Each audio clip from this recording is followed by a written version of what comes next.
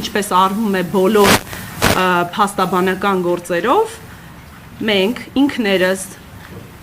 նաև նշվեց, որ Սամվել Կարապետյանը չի դժգոհել երբևիցե առողջական վիճակից, այո, չի դժգոհել, սակայն պաշտպանական կողմը մշտապես սկսված դեռևս 2025 թվականի հունիսի 23-ից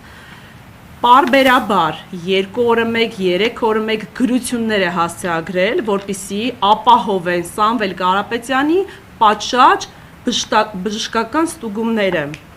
և մեզ, մասնավորապես, եկեք մի քանի հատ նշեմ և պետք է ասեմ, որ այո, այդ գրությունները ես ինքս անձամբ ներկայացրել եմ, որպեսզի ժամանակային առումով ավելի սեղմ իրավիճակում ունենանք այդ պատասխանը, Քրեակատողական բժշկության կենտրոն, արձեռն, խոսել եմ նաև այդտեղի աշխատակիցների հետ, մասնագետների հետ, ովքեր ինձ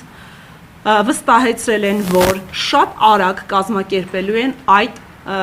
հետազոտությունը և մինչ օրս 7 ամիս անց, ինչպես տեսանք, մինչ խափանման միջոցի փոփոխումը որևէ գործողություն տեղի չէր ունեցել և այո, հասկանում ենք, որ բժշկական կենտրոնը ևս կառավարվում է մեկ կետից և չի կատարում այն պարտականությունները, որոնք դրված են իրենց վրա, մասնավորապես չի հոգում անձի կյանքի և առողջության վիճակի հետ կապված համապատասխան գործողությունները։ Գրությունները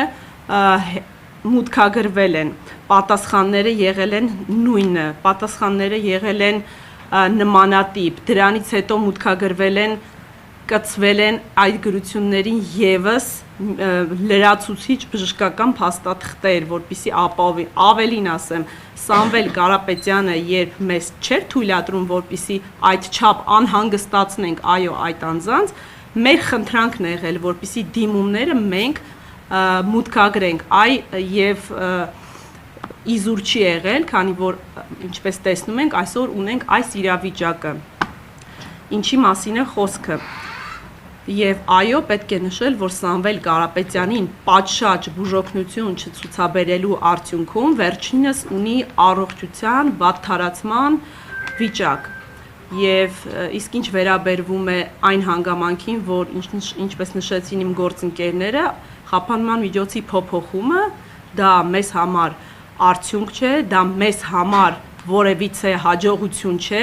ես համարում եմ դա որպես այդպիսին չարիքի փոքրագույն այս պայմաններում, այսքանը։